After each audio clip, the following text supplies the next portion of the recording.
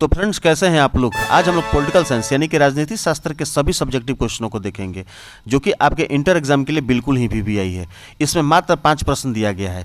ये छोटी वीडियो इसलिए भी दिया गया है कि आप लोगों को इसमें और सेट दिया जाएगा ताकि आपका एग्जाम आते आते सभी सेटों को आप लोगों को उपलब्ध करा दिया जा सके, ताकि एक भी जो सब्जेक्टिव क्वेश्चन है आप लोगों को एग्जाम तक छूट नहीं सके। तो चलिए फ्रेंड्स, इस वीडियो को हम शुरू करेंगे, लेकिन आप एक चीज़ और याद रखिएगा। एक प्रश्न देकर के आप ये अंदाज मत लगाइएगा कि चिपको आंदोलन को हम जानते हैं, वैश्वीकरण को जानते हैं, तो इसमें सभी क्वेश्चन जानते ही होंगे। आपको जो याद होगा वो प्रश्न को आप बिल्कुल मत देखिएगा, कोई जरूरी नहीं है जानना, क्योंकि उसमें समय बर्बाद होगा। लेकिन जो आपको क्वेश्चन याद नहीं है इस क्वेश्चन में से, आप जरूर उस क्वेश्चन को याद कर लीजिएगा, जरूर 1-2 बार रिपीट कर लीजिएगा। तो चलिए फ्रेंड्स, इस वीडियो को हम शुरू करते हैं, लेकिन उससे पहले फ्रेंड्स वीडियो को आप एक लाइक जरूर कर देंगे और साथ ही अगर चैनल पर नए हैं तो चैनल को सब्सक्राइब कर लेंगे। तो आइए फ्रेंड्स, हम शुरू करते हैं पॉलिटिकल साइंस यानी कि राजनीति शास्त्र के वैसे सब्जेक्टिव क्वेश्चन जो कि आपके इंटर एग्जाम के लिए बिल्कुल ही वीवीआई है। तो चलिए हम पहला प्रश्न से शुरू करते हैं, और पहला प्रश्न है कि चिपको आंदोलन के बारे में आप क्या जानते हैं। चिपको आंदोलन के बारे में आप क्या जानते हैं, तो इसका हम जवाब जानेंगे। इसका जवाब हुआ कि उत्तराखंड में प्रारंभ हुआ चिपको आंदोलन एक अत्यंत चर्चित जन आंदोलन रहा है। सुंदरलाल बहुगुणा इस आंदोलन से प्रमुख रूप से जुड़े हुए थे। इनका उद्देश्य पर्यावरण की रक्षा के लिए और पारिस्थितिकी संतुलन के लिए पेड़ों की रक्षा करना अति आवश्यक रूप से प्राप्त करना था। विशेषकर महिलाओं को प्रेरित किया कि वे पेड़ों से चिपक कर खड़ी हो जाएं ताकि उनकी कटाई न हो सके। यह आंदोलन सफल हुआ। और इसके बारे में फ्रेंड्स 2-3 चीज़ और है जो आपको बता देते हैं, जो कि ऑब्जेक्टिव के रूप में है। आप याद रखिएगा कि चिपको आंदोलन 1973 ईस्वी में शुरू हुआ था। ठीक है। दूसरा चीज़, चिपको आंदोलन का जो नारा था कि पहले हमें काटो फिर पेड़ काटना, इस नारे के बाद जितने भी ठेकेदार काटने के लिए पहुंचे थे सभी भाग खड़े हुए। और ये जो शुरू हुआ था उत्तराखंड के चमोली जिले से शुरू हुआ था। ये ऑब्जेक्टिव आप बिल्कुल याद रखिएगा, हो सकता है आपके एग्जाम में ये भी मदद करे। चलिए हम सवाल नंबर 2 देखते हैं। सवाल नंबर 2 है कि भारत ने वैश्वीकरण को किस प्रकार अपनाया है। भारत ने वैश्वीकरण को किस प्रकार अपनाया है। इसका जवाब होगा कि 1991 में नई आर्थिक नीति के अंतर्गत भारत ने उदारीकरण और वैश्वीकरण को अपना लिया। भारत भी अन्य देशों की तरह संरक्षण नीति को त्याग दिया। बहुराष्ट्रीय कंपनियों की समानता, विदेशी पूंजी के निवेश का स्वागत किया। विदेशी प्रौद्योगिकी और कुछ विशेषज्ञों की सेवाएं ली जा रही हैं। दूसरी ओर भारत ने औद्योगिकी संरक्षण की नीति को त्याग दिया है। अब अधिकांश वस्तुओं का आयात के लिए लाइसेंस लेना अनिवार्य नहीं है। भारत स्वयं को अंतर्राष्ट्रीय अर्थव्यवस्था से जोड़ रहा है। भारत का निर्यात बढ़ रहा है। बहुत बढ़िया चीज़ है ये। चलिए हम सवाल नंबर 3 देखते हैं। सवाल नंबर 3 है कि बिहार आंदोलन पर संक्षेप में लिखें। यानी कि बिहार में कौन सा ऐसा आंदोलन हुआ जिस पर कि लिखना जरूरी है और सभी को जानना जरूरी है। चलिए इसके बारे में जानते हैं। बिहार आंदोलन की शुरुआत 18 मार्च 1974 को छात्रों द्वारा जयप्रकाश नारायण के नेतृत्व में हुई। इस आंदोलन में देश में बढ़ती महंगाई, खाद्यान्न की कमी, भ्रष्टाचार, बेरोजगारी के प्रति जनता के आक्रोश एवं असंतुष्टता को लक्षित किया गया, जिसका उद्देश्य सिर्फ सरकार बदलना नहीं बल्कि समाज और व्यक्ति को बदलने के लिए संपूर्ण क्रांति का समग्र विकास को स्थापित करना था। इस आंदोलन का प्रभाव देशव्यापी था, जिसका असर आने वाले समय की राजनीति पर स्पष्ट रूप से देखने को मिला है। तत्कालीन परिस्थिति को देखते हुए समाज के प्रत्येक क्षेत्र के लोग इस आंदोलन से जुड़ने लगे। सवाल नंबर 4 देखेंगे। सवाल नंबर 4 है कि ओजोन छिद्र का वर्णन करें। ओजोन छिद्र का वर्णन करें, यानी कि ओजोन परत जो होती है उसमें जो छिद्र हो रहा है उसके बारे में आप लोगों को स्पष्ट करना है, आप लोगों को लिखना है। चलिए इसका हम जवाब जानते हैं।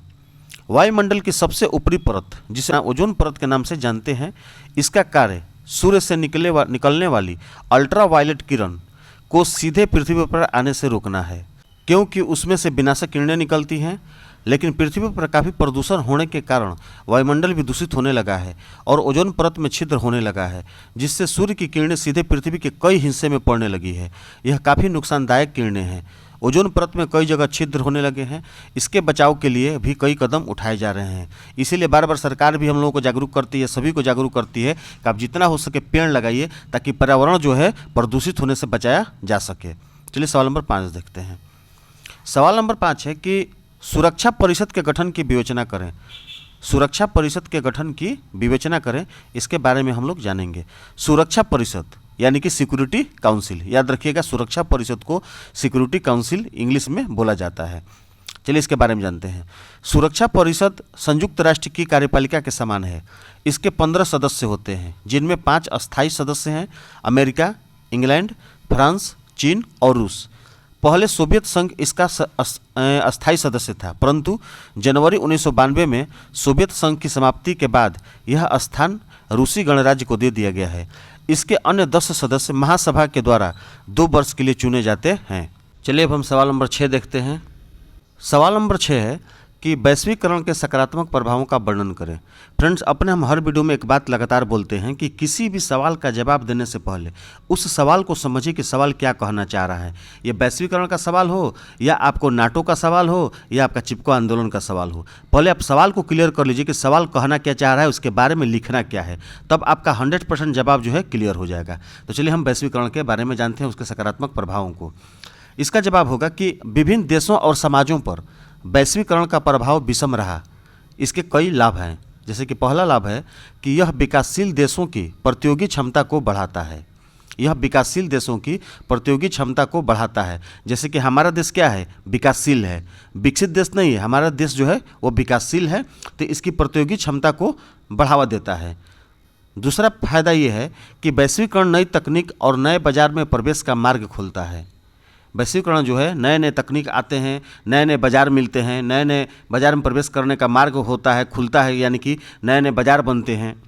अब तीसरा हम देखेंगे कि यह उपभोक्ताओं की विभिन्न प्रकार की वस्तुएं और सेवाएं कम कीमत पर उपलब्ध कराता है। देखिए, जैसे जैसे वैश्वीकरण होता जाएगा, किसी भी अगर उपभोक्ता को, उपभोक्ता कौन है, आप और हम हैं, जिस सामान को हम लोग खरीदते हैं हम उपभोक्ता हुए, तो जिस प्रकार की वस्तुएं और सेवाएं जो होंगी, जितना ही वैश्वीकरण होगा उतनी वस्तुएं हमको ज़्यादा मिलेंगी और कम कीमत पर उपलब्ध होंगी, यानी कम कीमत पर हमको मिलेगा वो सभी सामान। चलिए आगे देखते हैं कि इस प्रकार से सूचना और संचार क्षेत्र में हुई प्रगति ने लोकतांत्रिक प्रक्रियाओं में तेजी ला दिया है। कारण यह है कि सरकार जो कुछ भी करती है वो हर प्रकार से पारदर्शी बन जाता है।